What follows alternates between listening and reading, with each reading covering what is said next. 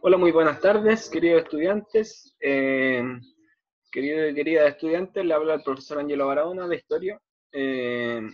Y esta semana les traigo la retroalimentación del simulacro que hicimos la semana pasada, ¿cierto? El simulacro número 1 de Historia.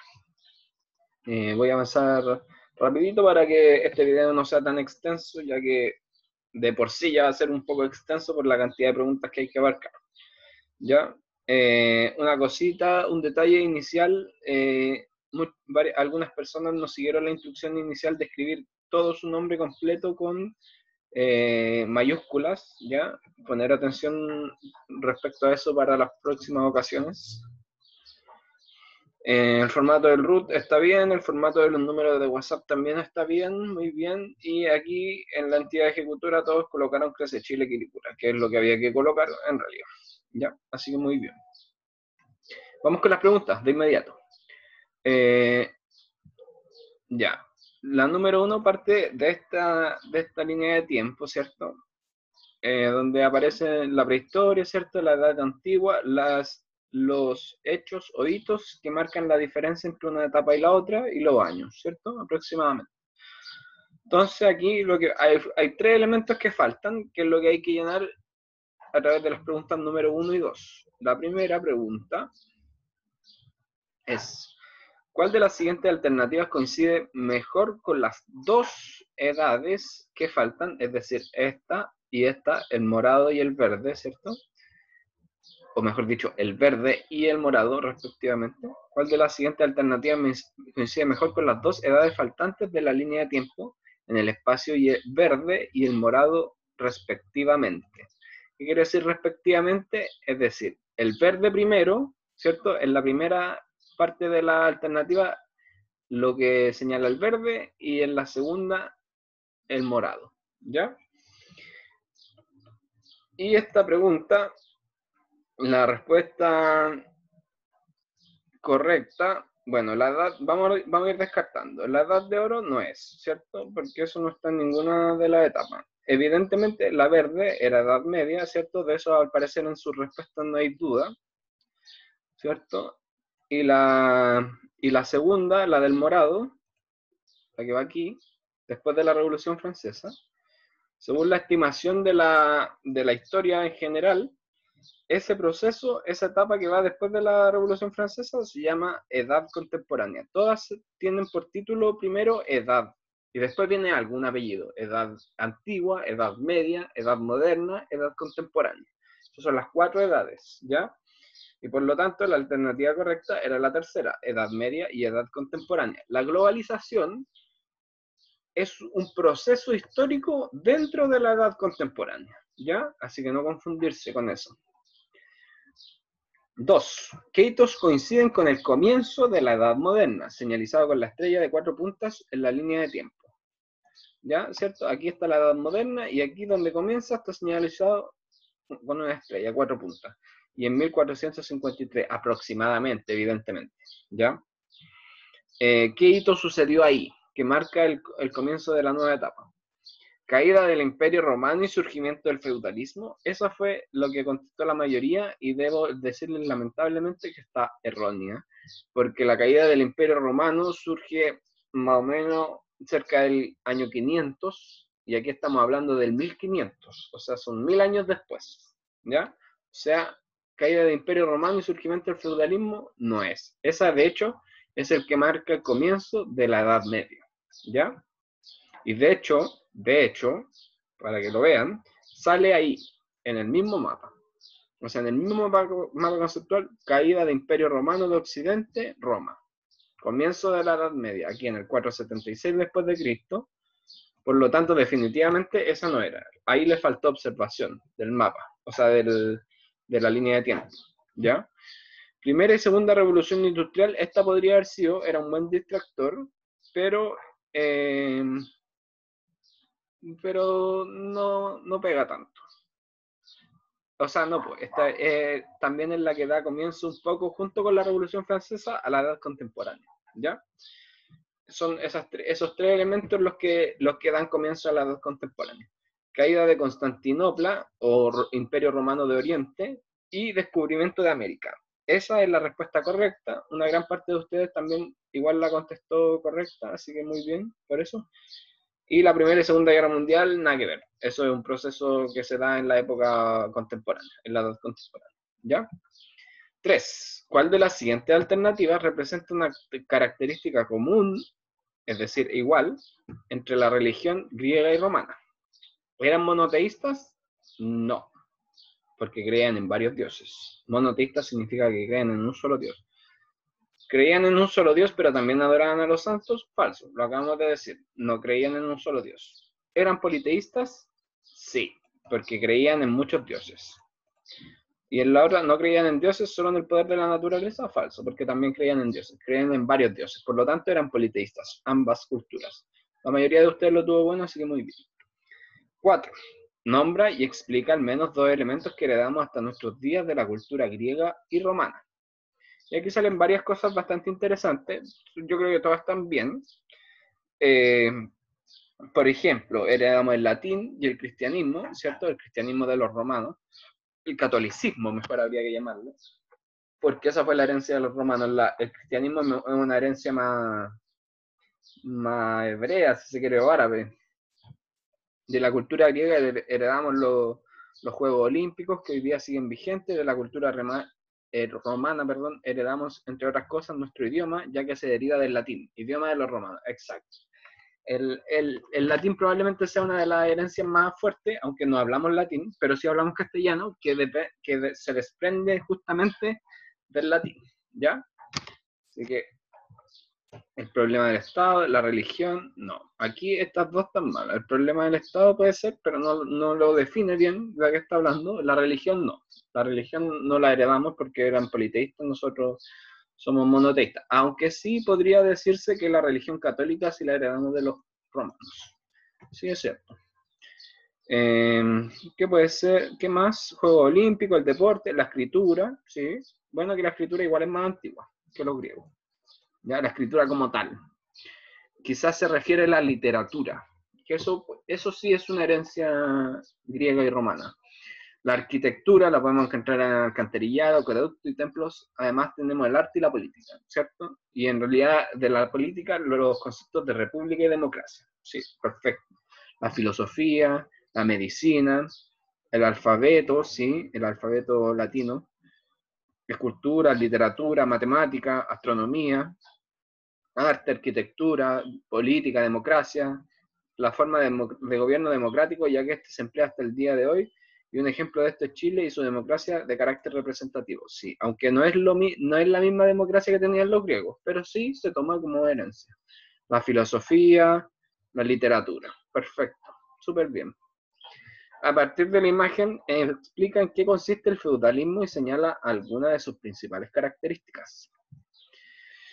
Me voy a quedar con esta respuesta que dice: el feudalismo, aunque es probablemente la más completa que hay, pero no es tan completa, ¿ya? Así que cuidado con esta. Esta respuesta en realidad está bastante débil, ¿ya? Su respuesta en general. Por ejemplo, aquí dice: el feudalismo consiste en la organización política, social y económica basada en la propiedad del suelo agrícola. Exacto, tal cual como eso. Pero claro, ahí si usted entrara, por ejemplo, a describir más, estaría probablemente más buena todavía. ¿Ya? Por ejemplo, aquí me dice: el feudalismo se caracteriza por las distintas clases sociales, pero ahí no describe nada. O sea, todos los sistemas económicos y políticos tienen clases sociales. Entonces, si usted me dice qué clases sociales habían y cómo se relacionaban, ahí cambia su respuesta. Agarra más contundencia, ¿se entiende? Porque eso no me dice nada, no me está describiendo nada del feudalismo. Yo leo eso y digo, no sé nada, sigo sin saber nada del feudalismo. No sé si me explico. Ya aquí, por ejemplo, esto tiene harto elemento. El feudalismo consiste en que el señor feudal, me imagino que decía ahí, tomaba bajo protección a vasallos y campesinos, otorgaba tierra a campesinos para obtener beneficios de esto. Perfecto, muy bien, descriptivo, caracterizando, bien. ¿Qué más tenemos por aquí? El feudalismo consiste en un sistema político de los vasallajes y son la gente con más privilegios en lo económico y social. No tanto, ahí está mezclando dos cosas, que es el feudalismo y el vasallaje. Son cosas distintas, ¿ya? Feudalismo eran personas de gran poder que les prestaban protección a los campesinos a cambio de dinero. Sí, eso sí puede ser, aunque el feudalismo no son personas. Ese es el punto, ¿ya? Así que hay que tener cuidado cómo se ocupan los conceptos. Hay personas que eran feudalistas, pero el feudalismo es el sistema, ¿ya? La organización, ¿ya? Pero sí, en general, más o menos la respuesta. Hay unas que están bien buenas, que tienen contenido, y hay otras que les falta profundizar, ¿ya? Y les falta ocupar mejor los conceptos. 6. En el feudalismo existe una forma de relación entre personas llamada vasallaje. Al respecto señala la alternativa correcta. Ahí, espérenme, voy a volver un poquito a la respuesta anterior para dar un poco de nociones acerca de la respuesta correcta. En el fondo el feudalismo es un gran poblado, ¿cierto? Un gran territorio agrícola, como bien decía una de las respuestas, y todo se organiza ahí a través del señor feudal. El señor feudal es el dueño de esta tierra, ¿cierto? Y permite que en él vivan campesinos, le otorga tierras para que las trabajen y por eso le cobra un impuesto que tienen que pagarle por prestarle en el fondo las tierras, ¿cierto? Y por darle protección, etc. En eso consiste el feudalismo, a grandes rasgos. Ya, sigamos. El feudalismo existe una forma de relación entre personas llamada vasallaje. Al respecto señala la alternativa correcta. Y aquí esta se divide en dos, ¿ya? Porque ninguno contestó otras preguntas. Ya. Alternativa A. El señor feudal tenía bajo su mando muchos vasallos, quienes se encargaban de las labores campesinas. Esa es falsa. Y la mayoría de ustedes la contestó. Pero es falsa, porque los vasallos no son los campesinos. Los campesinos son los campesinos. Le llaman siervos también a veces. Los vasallos son otra cosa. ¿Ya? B. El vasallo era un creyente cristiano que se le debe completa obediencia a las órdenes directas desde el Vaticano. Falso. Un voladero de luces nomás en realidad no viene a nada, no es para nada tingente con la realidad. Tercera, el vasallaje era un pacto, y esta es la respuesta correcta, y una gran parte de ustedes también la contestó correcta, me alegro por eso. El vasallaje era un pacto entre dos hombres libres, siempre hombres, y libres, es decir, que no eran esclavos y que no eran campesinos, hombres libres de la nobleza, o sea, eran nobles, y de distinto rango, donde podía ser un señor feudal y un marqués, o un conde, o el rey a un señor feudal, etc. ¿Ya?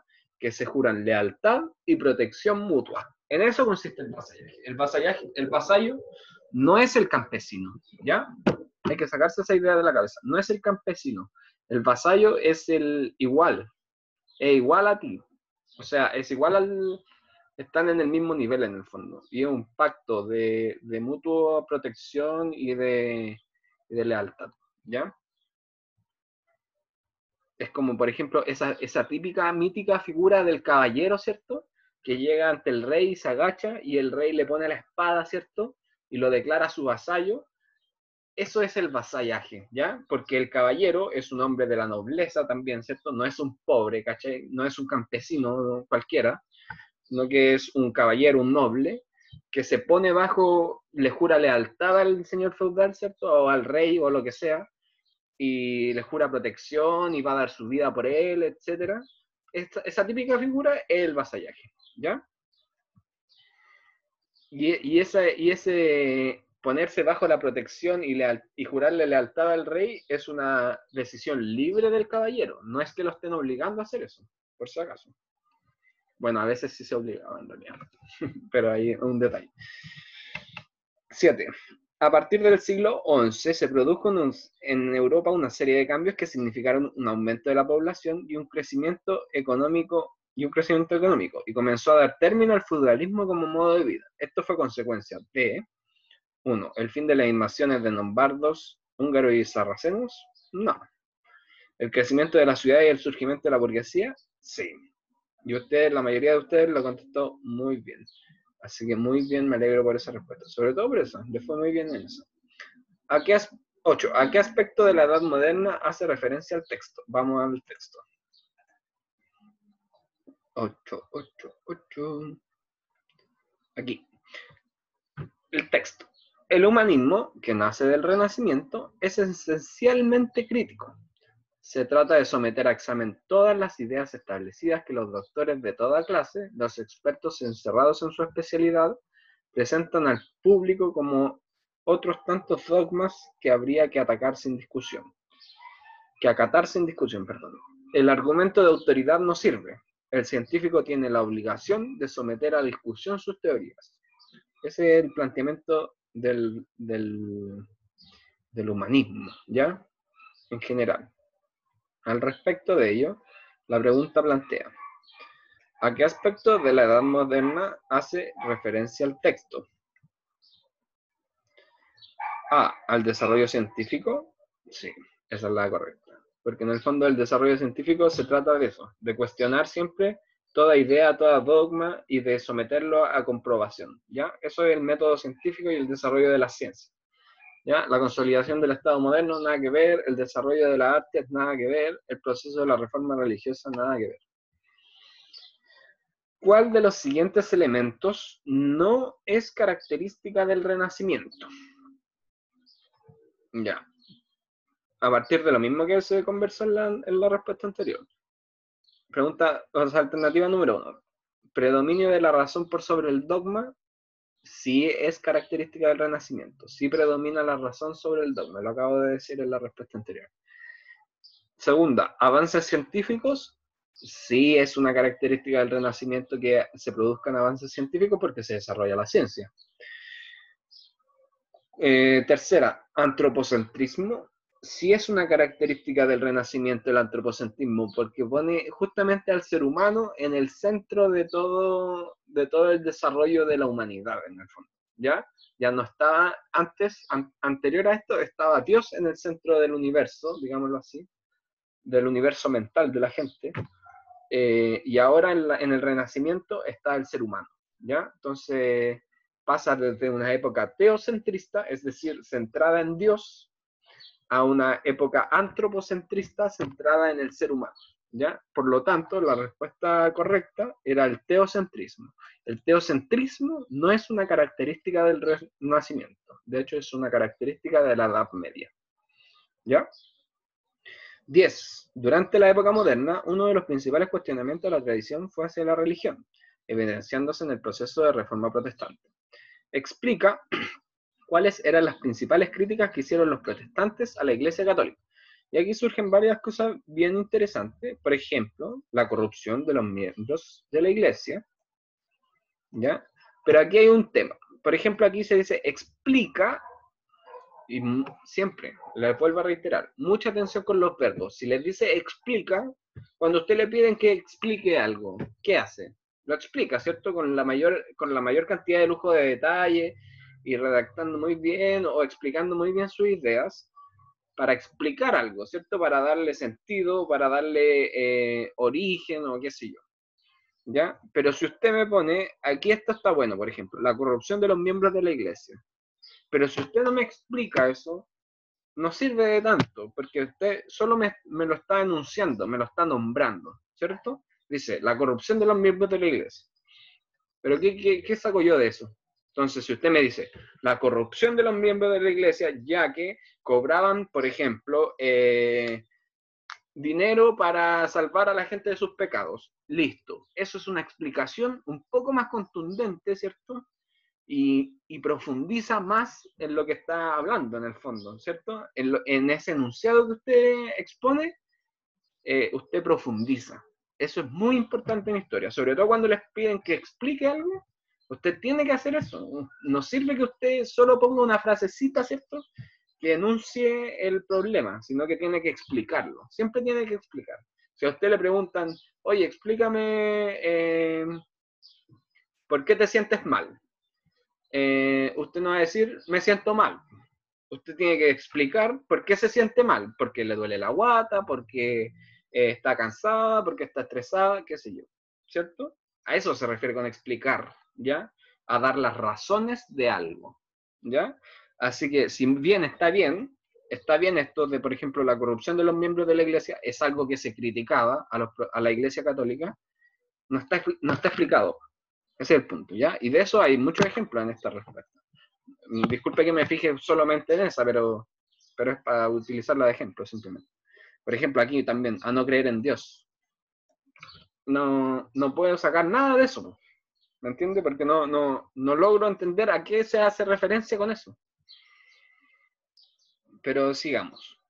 Por ejemplo, aquí este indaga más, ¿cierto? Solo que para ir al cielo tenían que pagar una clase de documento, ¿cierto? Indulgencia se llama eso, por si acaso, para que lo sepan. Para poder asegurar su estancia ahí, pero antes debían pasar por el purgatorio, pagando sus pecados en vida. Este documento le aseguraba los años que cada persona debía permanecer en dicho lugar antes de ingresar al paraíso. Claro, en el fondo, y por aquí había una respuesta muy buena.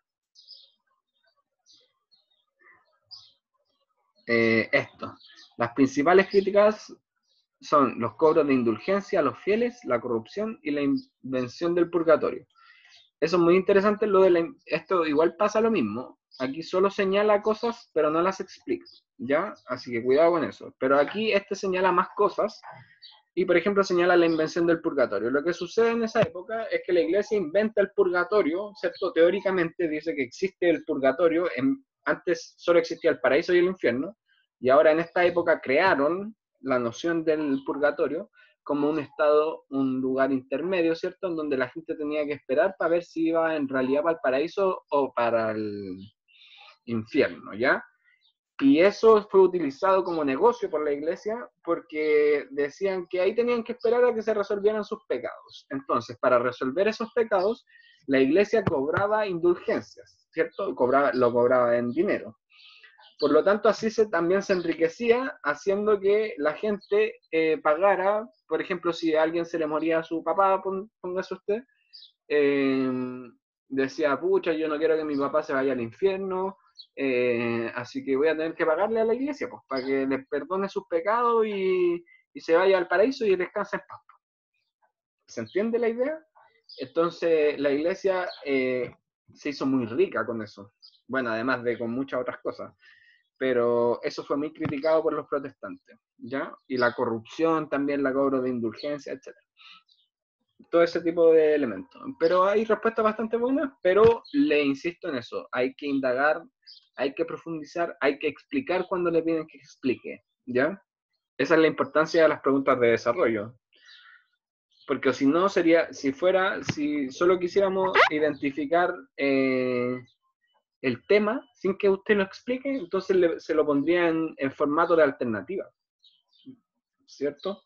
Le pondría, ¿cuál de esta alternativa explica mejor las críticas que hicieron los protestantes a la Iglesia Católica? Y yo le pondría la corrupción de los miembros de la Iglesia, la invención del purgatorio, etcétera, etcétera, etcétera. Usted solo tendría que marcar.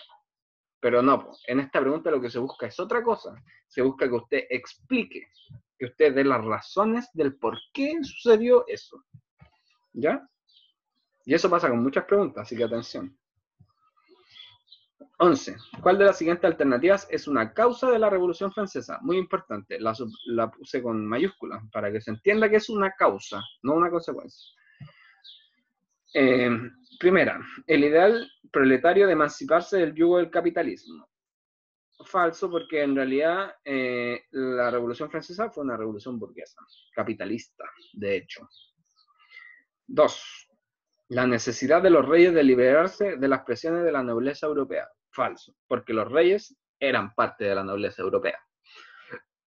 Tercera, la intención burguesa de conseguir el poder político que antes estaba en la nobleza. Exacto, esa es la respuesta correcta. Porque la Revolución Francesa es una revolución burguesa, una revolución capitalista, que busca acabar con el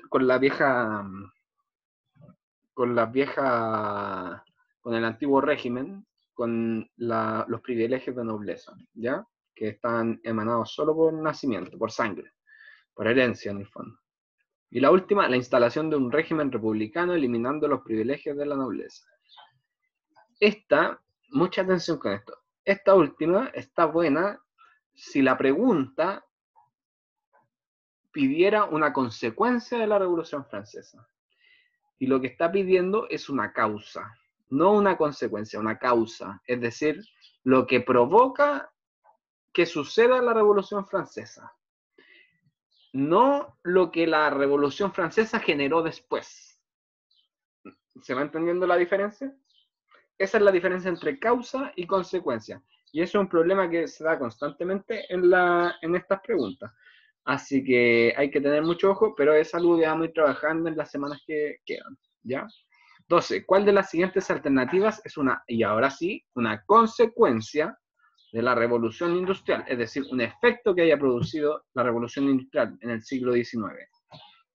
Y aquí se vuelven a equivocar. ¿Por qué? Vamos por parte. La primera, la creación del Internet y un mundo interconectado, no, porque eso es mucho posterior, ¿cierto? Segunda, aumento en la calidad de vida de toda la población, sin excepción. Falso. ¿Por qué? Porque tenemos la situación de los proletarios, ¿cierto? Hemos visto eso, hemos trabajado de cómo la riqueza en el capitalismo, ¿cierto? Siempre tiende a acumularse en pocas manos y por lo tanto hay mucha población que sufre de la desigualdad en el capitalismo, justo tras la revolución industrial, y por lo tanto, si aquí me dicen aumento de la calidad de vida de toda la población sin ninguna excepción, entonces es falso, porque sí hay excepciones, ¿ya? Grandes avances tecnológicos que dan la idea de que el futuro será de un progreso infinito. Esta es la respuesta correcta, ¿ya? Porque se dan muchos avances tecnológicos que dan esa idea. Por ejemplo, creación de medios de transporte mucho más rápidos, como el barco a vapor, como el tren a vapor, como o la electricidad, o no sé, un montón de artefactos creados nuevos que aumentaron la calidad de vida de muchas personas y que crearon toda una idea, ¿cierto?, de que el capitalismo nos iba a llevar siempre a un progreso infinito, en el fondo. Y ahora, ¿por qué esta no es? Esto sucedió realmente en esa época, mejora la productividad agrícola, lo que permitió el crecimiento de la población. Esto es una causa de la revolución industrial, no es una consecuencia.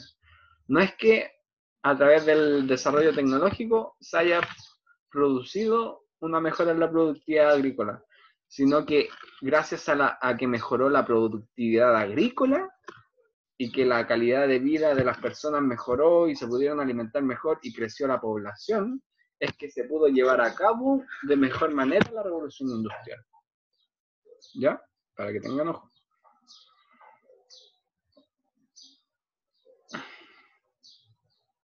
Eh, 13. Vamos con un texto que hay por aquí.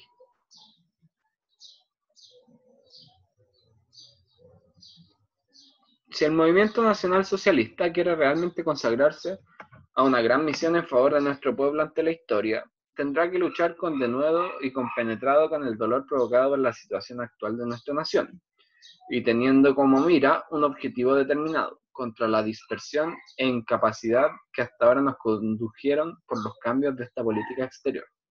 Se tendrá que encontrar el valor para, despreciando prejuicios, congregar al pueblo y sus fuerzas para marchar por el sendero que nos libertará de la estrechez actual de nuestro suelo, liberándonos así para siempre del peligro de parecer o tener, como pueblo esclavizado, que servir a otras naciones. El movimiento nacional socialista tiene que imponerse la misión de eliminar la desproporción existente entre la densidad de nuestra población y la extensión de nuestra superficie territorial que debe ser considerada desde el doble punto de vista de fuente de subsistencia y de apoyo del poder político. Y también hará que desaparezca la falta de relación que hay entre nuestro gran pasado histórico y la triste perspectiva de nuestra impotencia en el presente. Ya entonces, a raíz de ese texto de Hitler, que es un texto teórico de Hitler, teórico político, dice: Hitler identifica algunos problemas de la sociedad alemana. ¿Cuál es la solución que propone Hitler para estos problemas? Bueno, aquí dice eliminar a todos los judíos, eso es parte de su conocimiento personal o previo, pero no es lo que dice el texto, ¿ya? El texto señala otra cosa. Así que hay que tener cuidado con eso. Ya, y aquí muchas de sus respuestas, si no diría que la mayoría, es lo siguiente. Yo diría que ninguna está bien, del todo, ¿ya? Perdónenme lo sincero, lo directo, ¿eh? Pero, ¿por qué? ¿Por qué no está bien? Hay algunos que responden bien, pero ustedes la responden textual, prácticamente copiaron lo que dice el texto. Imponer la eliminación de las desproporciones que existen entre la densidad de la población y la extensión de la superficie territorial. Yo me pregunto, ¿ustedes entienden lo que pusieron ahí? ¿Qué significa eso? Porque lo copiaron tal cual. Si usted me hubiese dicho lo mismo, pero con otras palabras, yo habría entendido que usted entendió lo que ahí escribió. No sé si me explico. Pero si usted me pone exactamente las mismas palabras que dice el texto, yo no sé si usted entendió lo que dijo el texto. No sé si está entendiendo, de hecho, lo que usted mismo escribió después. Entonces, a lo que va esto, a lo que va esta frase, imponer la eliminación de la desproporción que existe entre la densidad de la población y la extensión de la superficie territorial, es decir, básicamente, que Hitler lo que está proponiendo es que hay que conquistar nuevos territorios. Porque si ellos conquistan nuevos territorios, ya su gente, los alemanes, no van a estar tan apretados en un país tan pequeño. Esa es su perspectiva.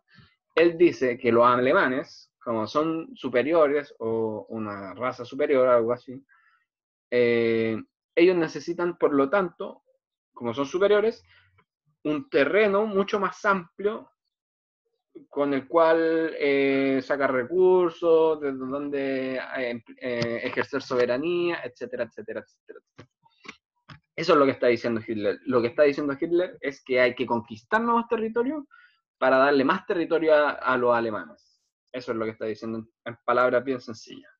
¿Ya? Y ninguno de ustedes supo explicarlo así, con palabras muy sencillas. Conquistar más territorio para darle más territorio a los alemanes. Listo. Y ahí estaba lista la respuesta. En cambio, prefirieron copiar y pegar la respuesta, entonces, no sé. Ahí no hay ejercicio en el fondo, hay solo copiar y pegar. He llamado varias veces la atención respecto a eso, yo creo que no es una solución copiar y pegar la respuesta, no hay ningún trabajo de por medio y tampoco a mí me posibilita la capacidad de ver si ustedes están aprendiendo o no lo que le estamos haciendo trabajar. ¿Ya? Pero sigamos. 14. ¿Por qué Hitler habla al final del texto de la triste perspectiva de nuestra impotencia en el presente? ¿A qué situación se refiere con ello? La primera, la derrota en la guerra contra la Inglaterra, en lo que se conoció como la Guerra de los 30 años. No, falsa. Debido a que Alemania fue conquistada por la URSS tras la Revolución Rusa y fue sometida a duros impuestos. Falso. La Alemania nunca fue conquistada por la URSS. O sea, sí, pero después, en la Segunda Guerra Mundial. ¿Ya? En la Segunda Guerra Mundial, esto todavía no empieza la Segunda Guerra Mundial. Tercera, tras el término de la Primera Guerra Mundial, Alemania fue el país más golpeado al perder la guerra y someterse a las exigencias de los países victoriosos en el Tratado de Versalles. Esa es la verdadera. Y la mayoría de ustedes lo contestó bien. Y ya que Alemania fue la última región en desarrollar la revolución industrial, falso, fue una de las primeras. Su atraso respecto al resto de los países era evidente. ¿Ya? Esa es falsa también. 15. ¿Cuál de las siguientes opciones no corresponde a una característica de la Guerra Fría? A. Enfrentamiento armado directo. Perdón. La primera. Enfrentamiento armado directo entre las principales potencias mundiales, Estados Unidos y la URSS. Esa es la verdadera. ¿Por qué? Vamos a ver por qué. La 2, división del mundo en dos polos, ideológico, económico, socialismo y comunismo y capitalismo. Sí, es una característica de la Guerra Fría. Carrera armamentista y tecnológica entre la URSS y Estados Unidos para demostrar la superioridad de una ideología sobre la otra. Sí, es una característica de la Guerra Fría. Apoyo de Estados Unidos a las dictaduras de Latinoamérica para evitar el avance de la ideología comunista o socialista. Sí, es una característica de la Guerra Fría. ¿Por qué se dice que la primera no es, entonces? Porque jamás en toda la Guerra Fría hubo un enfrentamiento directo entre la URSS y Estados Unidos. Nunca. siempre los enfrentamientos fueron a través de otros países. Por ejemplo, el conflicto en Afganistán, el conflicto en Corea, en Vietnam, donde sí se metían la URSS y Estados Unidos, pero de manera indirecta. Jamás tuvieron un enfrentamiento directo y otros. Para que lo tengan en cuenta. Eso, así que la respuesta correcta era la A, la primera. Y ahí algunas personas la tuvieron buena. No la mayoría, pero algunas. 16. ¿Cuál de los siguientes postulados no corresponde al modelo económico neoliberal? La primera, el mercado se autorregula en función de la oferta y la demanda, por lo tanto debe ser libre, si es una característica del modelo neoliberal. 2. El Estado debe hacerse cargo de los problemas sociales como la vivienda, la salud y la educación. Falsa, esa no corresponde al modelo neoliberal, por lo tanto esa es la respuesta correcta, la segunda, la roja, y la mayoría de ustedes la contestó bien. Las otras sí son también del modelo neoliberal, la forma de alcanzar el éxito es mediante la iniciativa privada y el emprendimiento, y el Estado debe limitar su accionar para asegurar el libre emprendimiento de las iniciativas privadas. ¿Ya? Esas dos son características del neoliberalismo. 17. Señala un efecto positivo y un efecto negativo de la globalización en nuestra sociedad. Y aquí surgen bastantes cosas bien interesantes. Por ejemplo, en efectos negativos señalan hablan sobre la pérdida de la identidad nacional, varios de ustedes. También sobre la desigualdad entre países ricos y países pobres, lo cual también es cierto. ¿Qué más? Como efectos positivos señalan las tecnologías, ¿cierto? El intercambio comunicativo también entre los países del mundo. ¿Qué otra cosa? La estabilidad. ¿Qué otra cosa? Un aspecto negativo también hablan sobre la sobreexplotación de los recursos naturales, la inestabilidad laboral. Son todos aspectos bien de la globalización. Muy bien, me parece eso. Está muy bien. El aspecto de la globalización que muy bien trabajado. Lo positivo, se alcanzaron grandes avances tecnológicos y una mayor conectividad, exacto. Y lo negativo, aumentaron los niveles de contaminación, exacto, también la contaminación. Lo positivo, el sistema educativo y la facilidad del acceso a la tecnología, sí, perfecto, muy bien. Nada más que agregar, en realidad hay varias cosas, cualquiera podría haber sido, porque además le piden un efecto positivo y un efecto negativo. Entonces cualquiera, con que mencione un par, está todo bien. Sigamos. 18. A partir de la infografía anterior, señala cuál de los países tuvo la dictadura más breve. ¿Ya? Y aquí vamos a ir a la infografía. La dictadura más breve de los países Chile, Brasil, Argentina y Colombia. Chile duró prácticamente 20 años, un poquito menos de 20 años, ¿cierto? Argentina tuvo varias, ¿cierto? Que juntas deben haber durado unos 15 años. Colombia, aquí tiene una. Brasil, a ver, Brasil duró más de 20 años, casi 30 o 25. Y Colombia tuvo una con Roja Espinilla y que duró como 4 años, si no me equivoco, 4 años. Entonces, evidentemente Colombia es el país que tuvo la dictadura más corta, de esos 4 que hay ahí. Así que la mayoría acertó, así que muy bien. 19. ¿Cuál es la alternativa que mejor explica que gran parte de Latinoamérica hayan surgido dictaduras en la misma época? La primera, la necesidad de la población de eliminar el capitalismo como modelo económico por las desigualdades que genera. Falso, porque las dictaduras eran todas procapitalistas, por lo tanto no estaban en contra del capitalismo, estaban a favor del capitalismo, salvarlo de hecho. El objetivo de la dictadura era salvar el capitalismo, que estaba en una crisis inmersa y gigante. La intervención de Estados Unidos, la segunda, la intervención de Estados Unidos en el contexto de Guerra Fría para evitar el avance del comunismo en la región. Esa es la verdadera. Porque Estados Unidos interviene en todos los países latinoamericanos e impone dictaduras para evitar justamente el avance del comunismo y para salvar el capitalismo, que estaba hundiéndose en América Latina. La intervención de la URSS en un contexto de guerra fría para evitar el avance del capitalismo en la región. Ya dijimos que las dictaduras eran todas procapitalistas.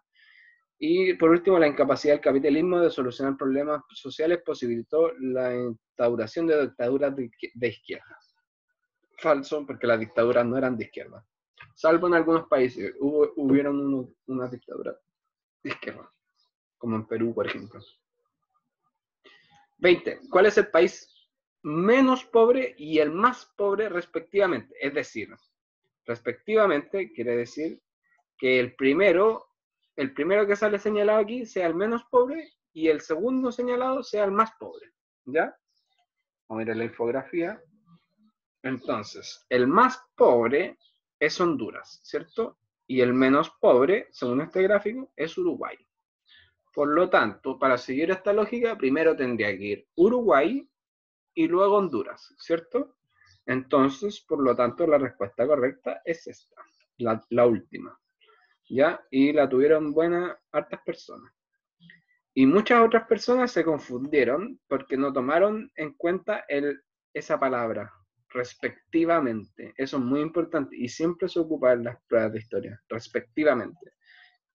¿Ya? Mucho cuidado con eso. Vamos a seguirlo trabajando en las próximas clases, o sea, en las próximas semanas, pero mucho ojo, ¿ya? Porque aquí está bien, pero está al revés.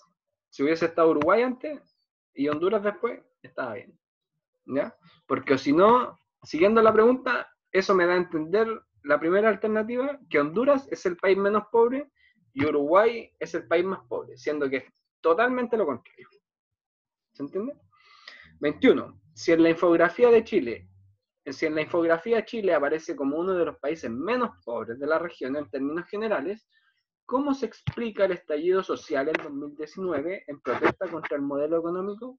Da argumentos que refuerzan tu postura. Y aquí hay cosas muy interesantes. Por ejemplo, porque en Chile el estallido social surge por la desigualdad de clase y el abuso reiterado de las autoridades sobre la gente con menos recursos. Mi argumento más válido es que las estadísticas muestran una mentira.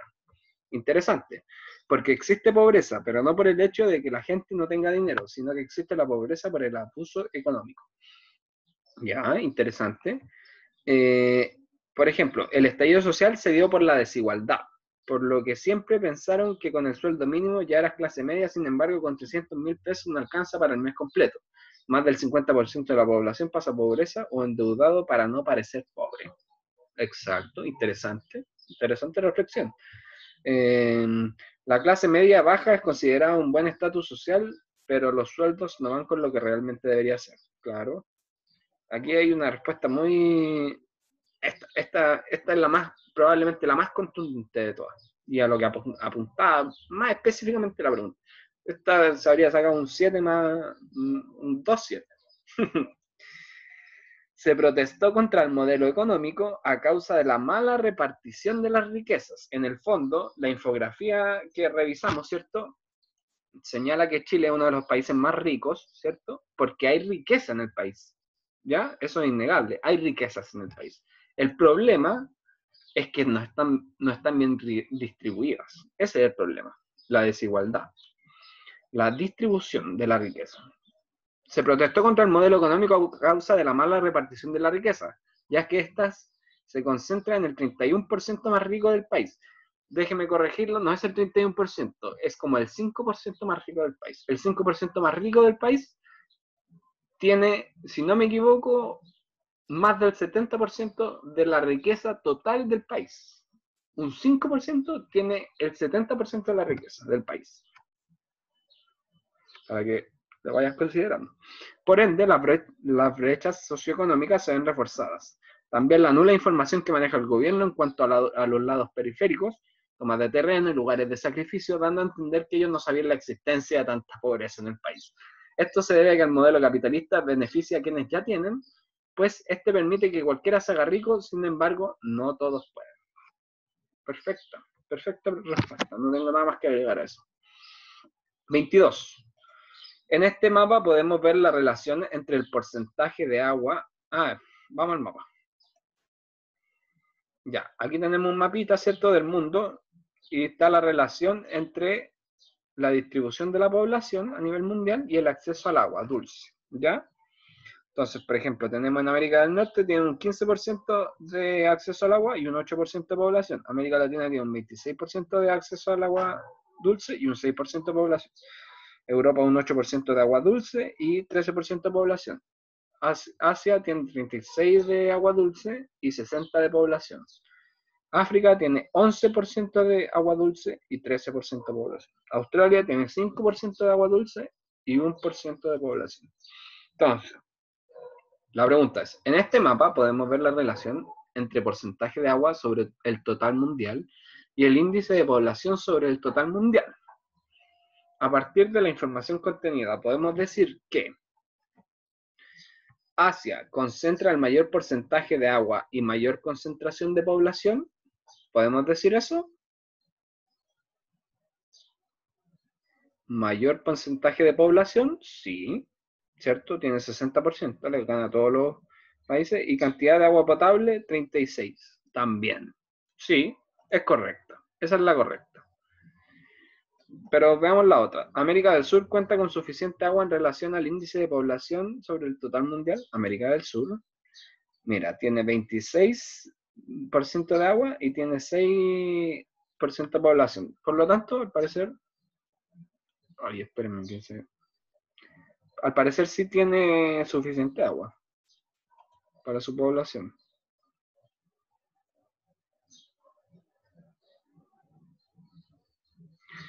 La sequía en África es producto del poco porcentaje de agua al que pueden acceder en relación a la población.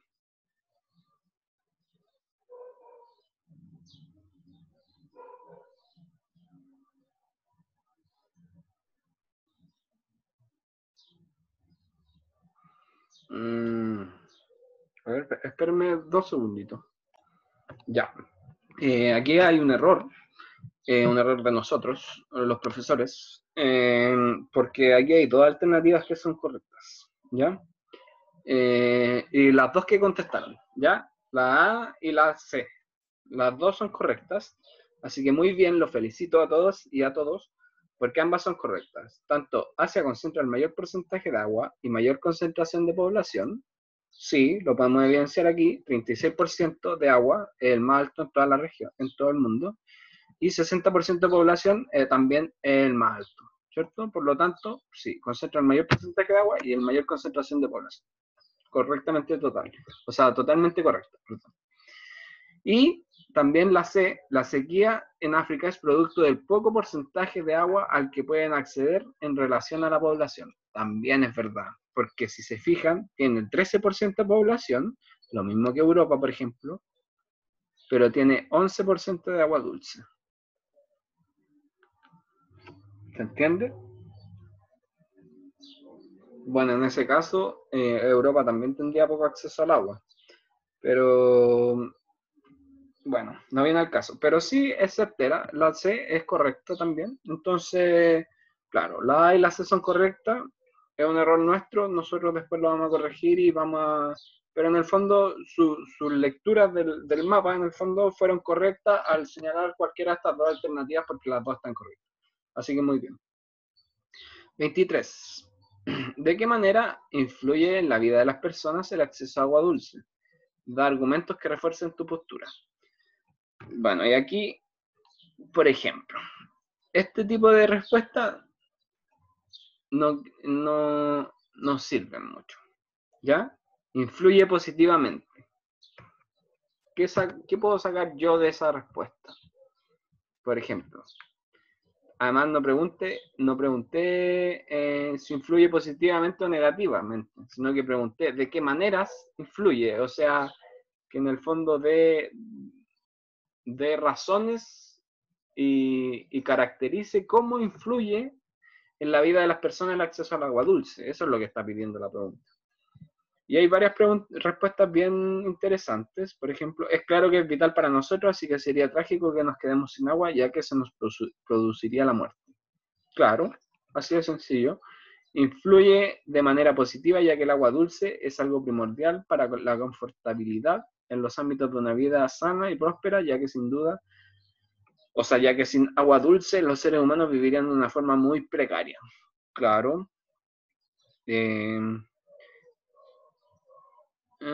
Ya. Por ejemplo, aquí hay una respuesta bastante interesante, pero que no responde a la pregunta que estamos haciendo. Por ejemplo, esto sucede según el país. Por ejemplo, si el país es rico, tienen los recursos para tener agua, suficientemente es lo contrario.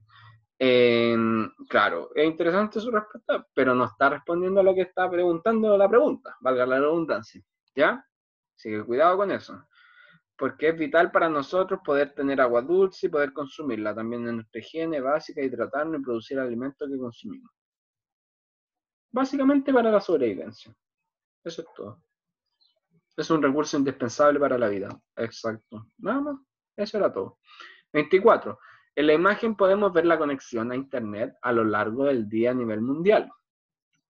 Para muchas personas navegar por Internet es una acción cotidiana. Sin embargo, tal como se representa en la imagen, en todo el mundo hay millones de personas que viven sin acceso a Internet.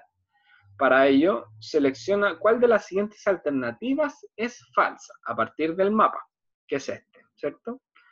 Y que se va moviendo, ¿cierto? Hasta la noche, hasta el día, y va señalando dónde se está ocupando más Internet, ¿cierto? Y las zonas que más se ocupan son Norteamérica, ¿cierto? Europa, India, China y el sudeste asiático, ¿cierto? Y las costas de América Latina en general, Brasil, Argentina, Uruguay, y ya aquí Colombia, Venezuela y Colombia en general, en realidad. Colombia y Chile y Perú y esos países. ¿Ya? Son donde principalmente se ocupa Internet. Entonces, las alternativas son: hay una parte importante de la población mundial que no tiene acceso a Internet.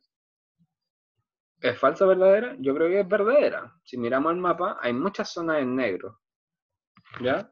Y esos son gente que no tiene acceso a Internet. Miren África. No, prácticamente no tiene acceso a Internet. B. La mayor parte de la población africana no tiene acceso a Internet y son uno de los continentes con menos acceso a herramientas digitales. Esa es verdadera también, así que no es la respuesta correcta, porque está preguntando por la falsa, recuérdenlo. Recuerden siempre eso. El mayor acceso a las herramientas digitales se concentra en la zona sur del mapa mundi, bajo la línea del Ecuador, que son los países que mayormente se vieron beneficiados por el desarrollo del imperialismo y el capitalismo. Esa es la falsa.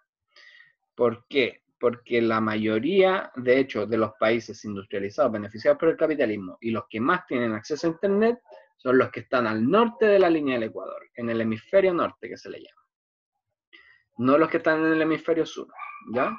Y la última, que era para descartar, el continente europeo y Norteamérica son los territorios donde la población tiene mejor acceso a Internet. Eso es completamente real. Así que la falsa era la tercera y la mayoría de ustedes la contestó muy bien. 25. Y esta es la última. ¿Por qué crees que es importante para una sociedad tener o no acceso a Internet? Da argumentos que respalden tu respuesta. Y aquí hay respuestas bastante interesantes también. Por ejemplo, es esencial para el vivir de hoy, ya que las personas normalmente están comunicándose todo el tiempo en los trabajos. Y en los trabajos hay que tener acceso al Internet. En fin, es esencial. Hoy día estás perdido si no tienes este tipo de cosas. Exacto. O sea, el que no tiene Internet anda un poco perdido por el mundo, si eso es verdad. Muy, muy buena respuesta. Me gustó. Para una sociedad debería ser el insumo básico de Internet, acceso de Internet gratuito, ya que el Internet sirve para mantenerse informado en muchas cosas, además de ayudar en confortabilidad en la vida cotidiana. Claro, exacto. Muy buena reflexión. Es muy importante tener Internet, ya que lo que más ocupamos hoy en día, ya sea para estudiar, trabajar, los teléfonos no funcionan sin Internet y ni los televisores modernos, exacto. Ya todo funciona con Internet en el fondo.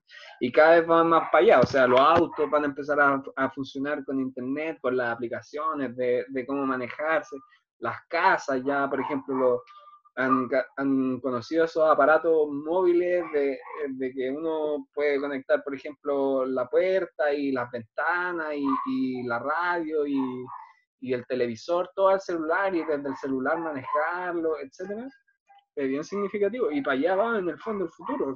O sea, el Internet va a ser un recurso básico elemental que vamos a tener que tener todo acceso a él.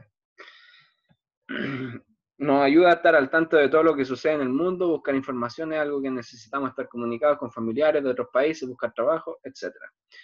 Para la sociedad es mejor tener acceso a Internet porque gracias a él se potencia la globalización, la comunicación y el acceso a la información de forma rápida y sencilla.